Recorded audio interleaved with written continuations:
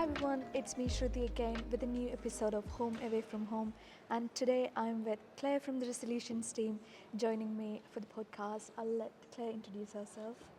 Hi there, I'm Claire Callahan. I'm the Resolution Manager and I manage the Resolution Team at the university, and we sit under the Dean of Students, so we're in the Office of the Dean of Students, and we manage all student complaints and student conduct as well.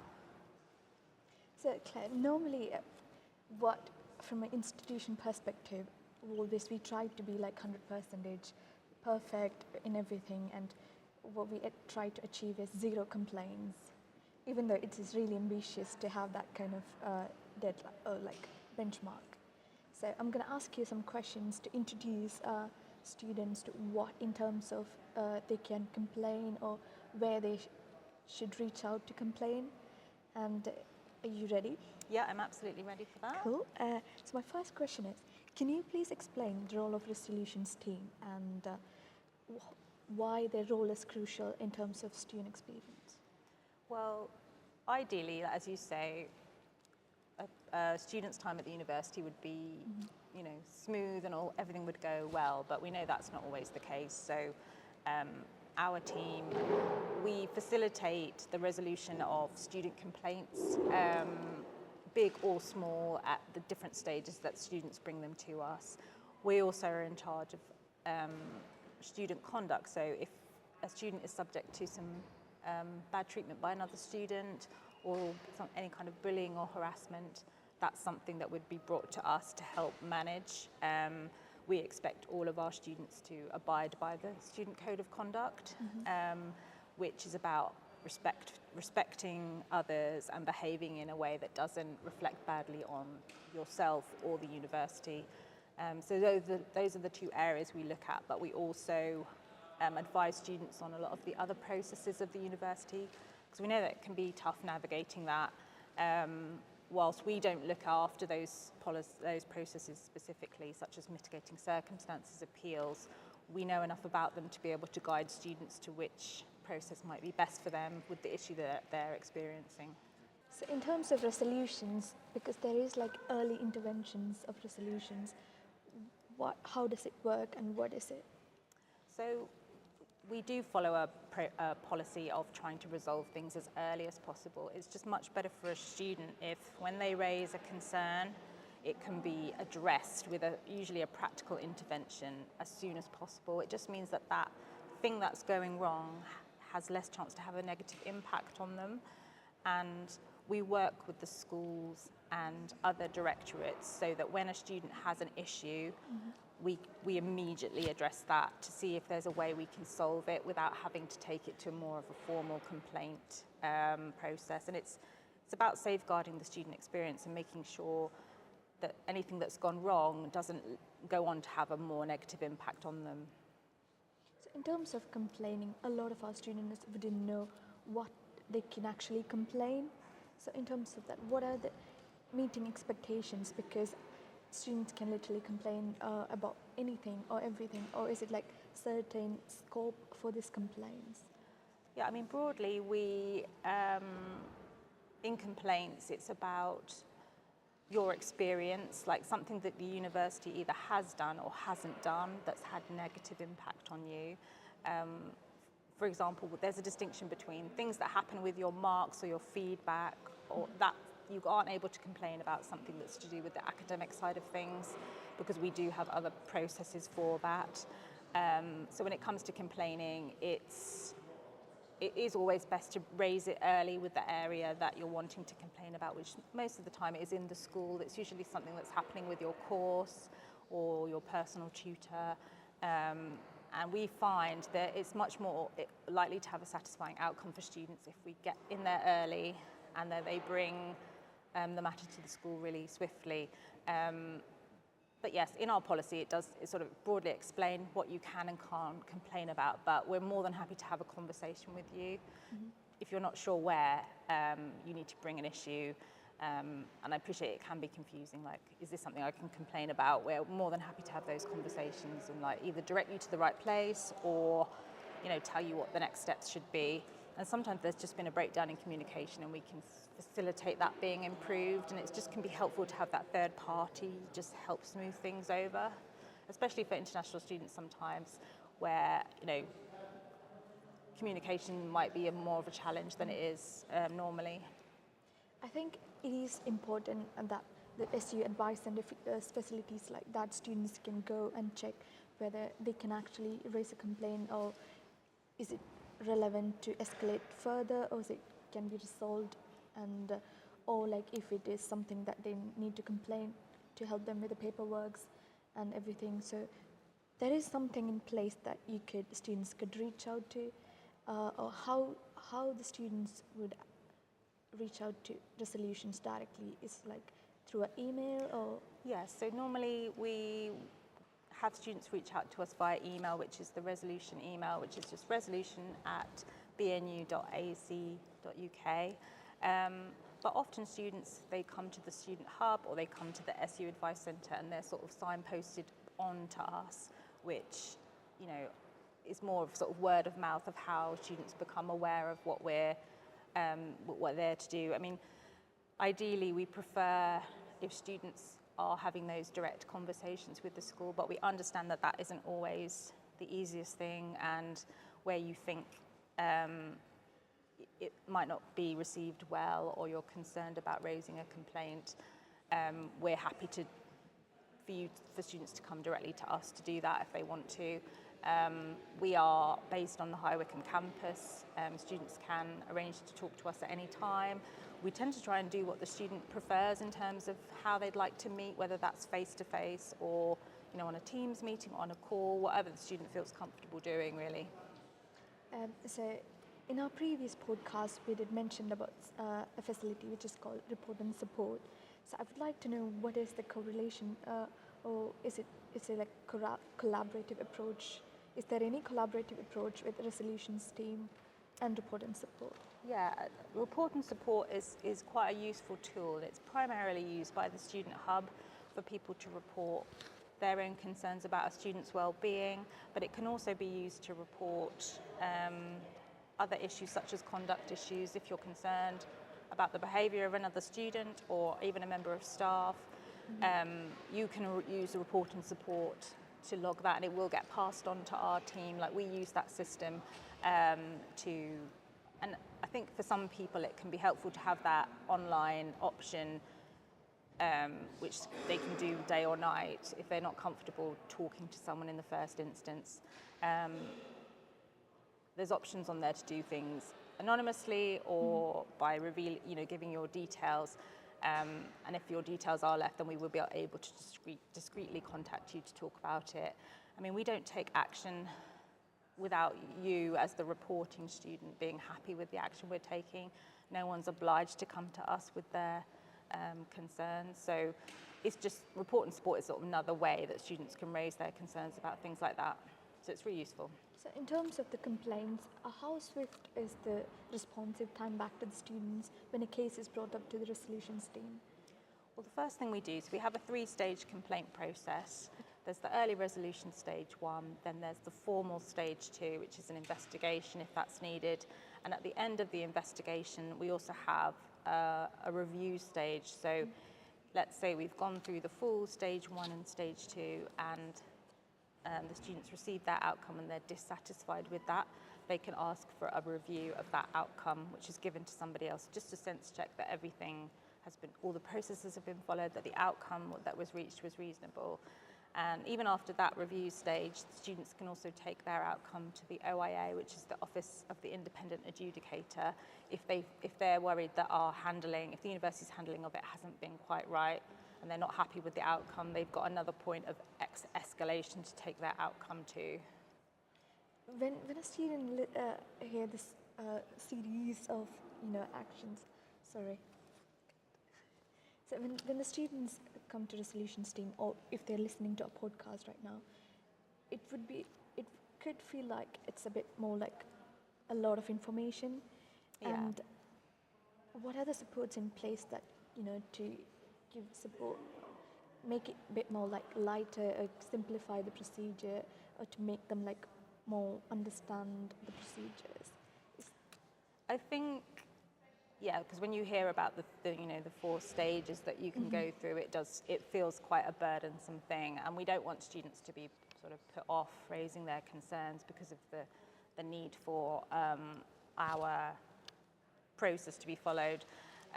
We do have a complaint form for students to fill in, but we're also happy to talk to students and take down their account of what's happened. They can also gain support from the SU Advice Centre to help them formulate their complaint if they want to. And our goal is always to try and resolve things in the quickest, less impactful way for students. And that does, sometimes we can do that really easily, and other times the issues are more complex and they do require a full investigation. But we're making sure that we're keeping the student informed at each stage, and that they have the right to, object to if they believe there's a conflict with the investigator, or there's another reason why what we're doing isn't quite right. We try to keep the student informed throughout, and try and simplify it where we can, because I appreciate, as some students then it's not natural for them to complain, and they're quite, wouldn't want to, but we see that as a really valuable source of information about how we're doing. And we hate to think that there's a student who's sort of dealing with something and that they haven't felt that they can bring it forward. So we're trying to make sure students are aware of their options. So in terms of, is there any example of like successful early intervention and how that supported that students to continue and progress? Yeah, we had a complaint recently about a situation where a student had joined and their personal tutor had sort of left the institution. The materials for their course weren't being added to Blackboard in a sort of timely manner, and they were genuinely they were struggling with that a bit. So we had asked them, have you spoken to the school about this? They were a bit reluctant to, complain. We were quite clear that, that we kind of need students to do that, to let us know when things aren't going well. And I think helping facilitate those conversations, they were able to make sure that student was assigned a new personal tutor, had that introduction made. For various reasons, those materials hadn't been making it online, but we're making sure that's consistently happening. And we're just trying to bridge that gap between the school and the student who didn't have, major demands about what needed to be done, but just things that they're entitled to, and making sure that's happening consistently. And just, understanding that it is quite a brave thing to complain and bring your... When it comes to bravery, a lot of the students won't be raising it as a complaint because of the consequences, like fear of repercussions. And what, in terms of support that we're providing for students to reassure this would be anonymous, or what are the extended support for students to overcome that challenge? I mean, it's a really good question. In our policy, it's one of the key principles that no student will be disadvantaged by raising a complaint. And we do understand that it's a fear of students that if they complain, there will be repercussions either from the school or from their, classmates. And we're trying to take that fear of bringing something forward away as much as we can.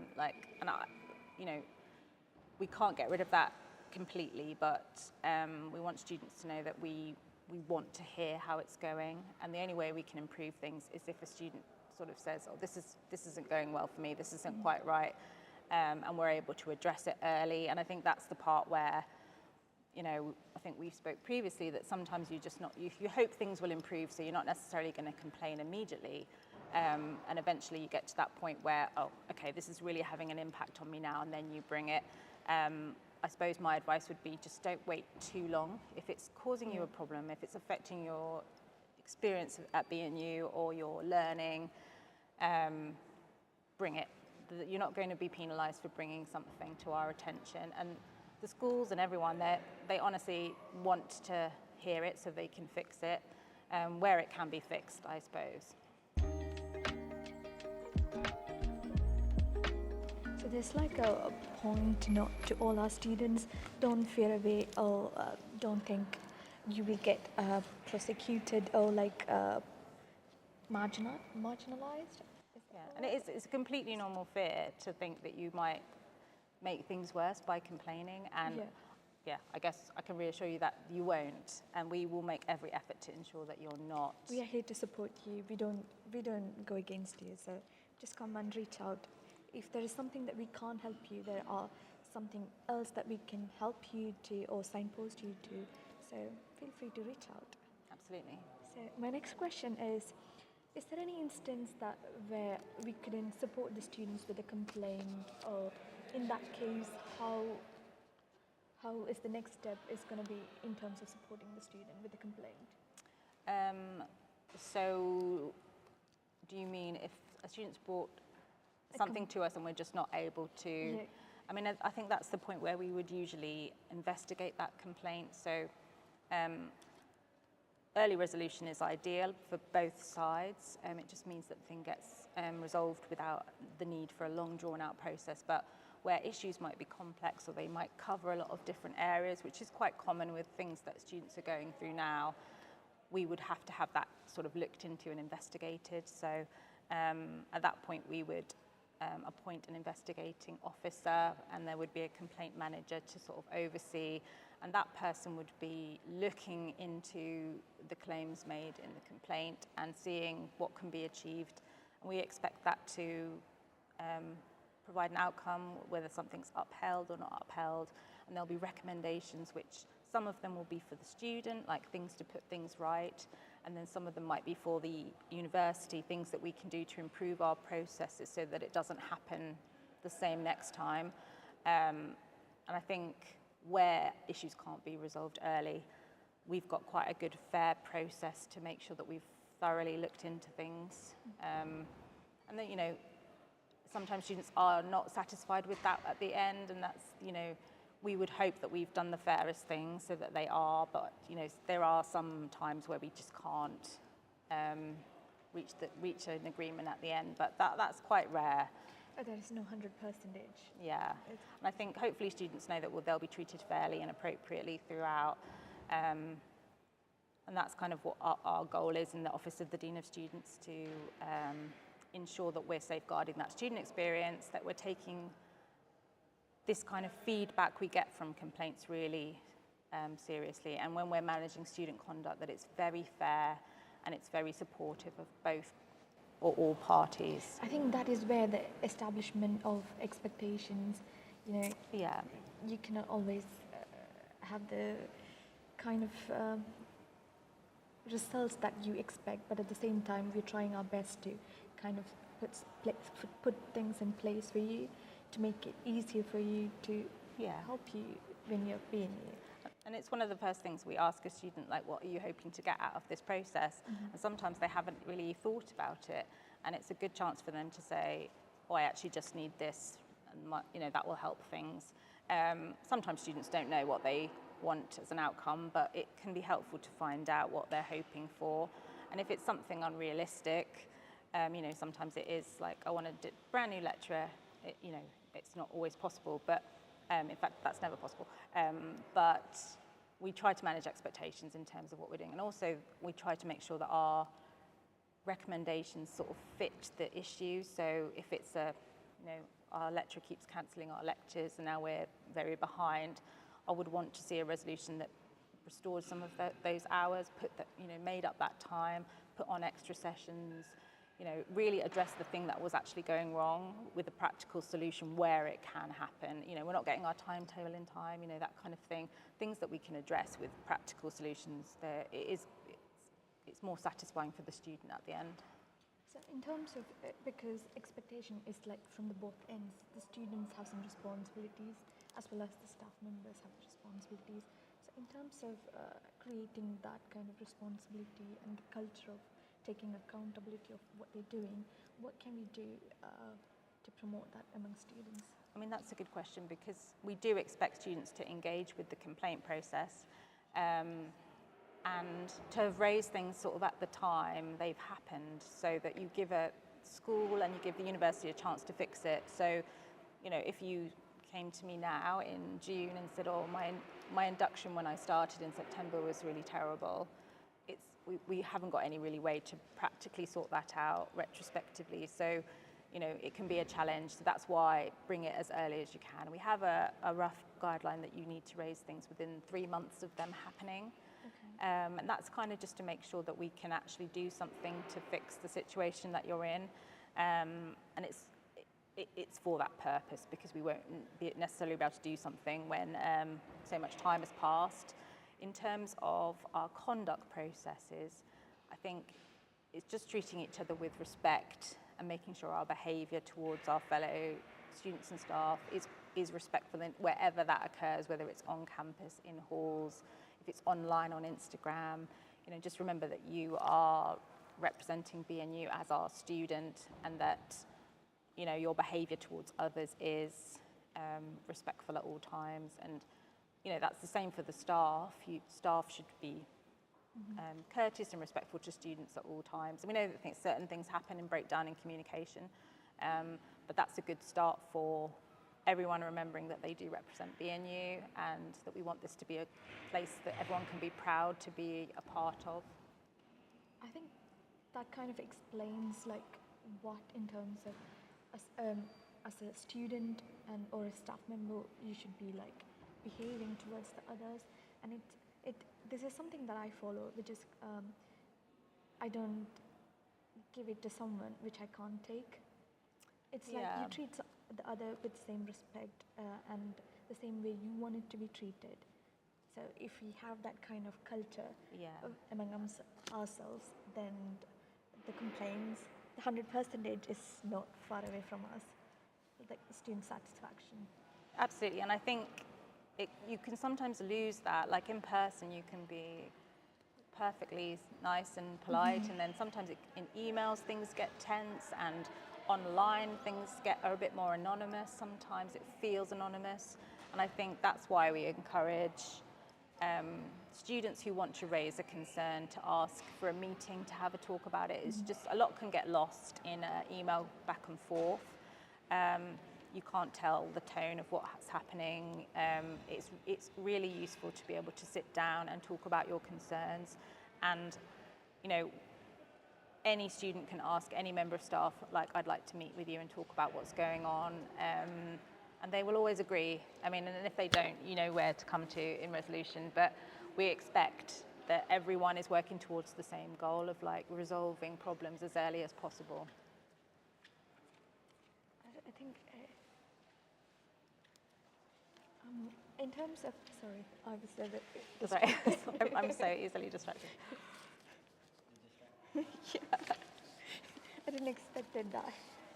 I didn't expect that entrance. So. How long have we got left? 10 minutes. Do you want to check your thing? 7. Oh, I think we already covered the questions. It just, I wanted to ask about, because like you mentioned, in person, you could be nice, and through social medias and other platforms where your face is not known, you could treat others, it could be fellow students or anyone else, badly. And how does that come under Resolutions Team? I think it's a good question, but with things happening increasingly online, there's unofficial. I don't know whether we could use the word cyberbullying.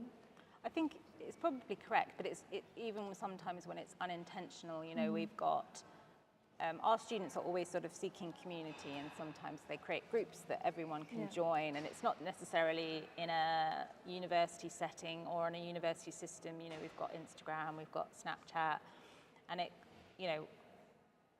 in those settings, people commenting back to a person, it can soon take on a bit of a tone of bullying almost, and that we would be sure that wasn't the intended situation. But you also don't know what the person that you're chatting to is going on in their personal life, what might be happening with their mental health. And it's a dangerous forum to sort of think that you can say what you want in there. And these things can always be found at some point. Just take someone to take a picture of the screen with your name, and it can have a potential impact on you in the future. So I think increasingly our work is supporting students who are having these troubles within social media settings, and we do treat that the same as we would if something was happening in the street kind of thing, or on campus if someone was being rude and abusive or threatening in person, and then they do it online and it's something we can demonstrate and prove, then we would treat that the same. And I know it's much easier to do when you're at home on your phone or on your keyboard, but yeah, I think recently we've increasingly got involved in those things where these things have a big impact on the student who's sort of on the receiving end of it. And the simple advice to like leave the group, it's like you're asking them to cut that connection with their peers, and it's not as simple as that. And I think where we can, it's about educating people about the impact of their words and their actions on others, and just reminding everyone that they do represent this university and that everyone should be being kind. Like, you can't do that, just think, be kind. And like, as you say, if you wouldn't do it, don't do it, yeah. You said it better than me. Yeah, can you actually take what you're saying? If you can't take it, then don't give it to someone. How would you feel if it was happening to you or someone that you loved? It's like, try to be in the shoes of the other person. Yeah. And don't give bad vibes, only positive vibes. Yeah, exactly. Good vibes only. Good vibes only. We reject the negative vibes. Okay, I think we came to the conclusion of the podcast. Is there anything that you would like to add to what we mentioned? Also, where can the students see, or like if they wanted to meet the resolutions team, where can they see you? Like, well, we are based on the 4th floor in the East Building at High Wycombe. We mostly meet students by an appointment basis, and as I say, we're happy to meet them face to face, or if they prefer online. We know that some people have got, the part-time jobs and the lectures, so we fit around you where we can. And we find that it's just helpful to be able to ask you those questions in person to get a bit more detail, and also work out what you might want us to do with what you've brought to us. If you want, you're happy for us to facilitate those onward conversations with the school, or if you're just, if someone's treating you badly and you're just happy for that to stop and just want that person to just stop, and that's all that you want, then we'll do that. So yes, we can be found on the Wycombe campus. If you go to the student hub, they'll always direct you to where we are, or they'll invite one of us down to come and talk to you in person, or we can just make an appointment when suits you.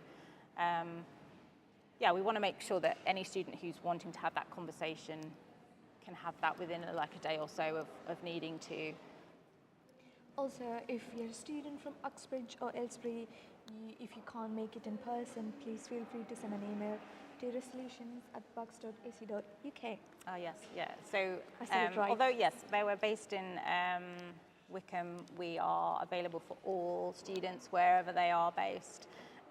We can come and visit you on your campus, or as I say, we can go on a Teams call and just meet that way. Or if you're not sure about your complaints is valid or your concern is valid, you can always check it with our Student Hub team or SU Advice Center. So we are a bunch of people who are here to help you and support you. And don't worry, you're in the safe hands. Absolutely. We all work together to make sure that you get the right advice and the right support. We are on a mission to make your BNU your home away from home.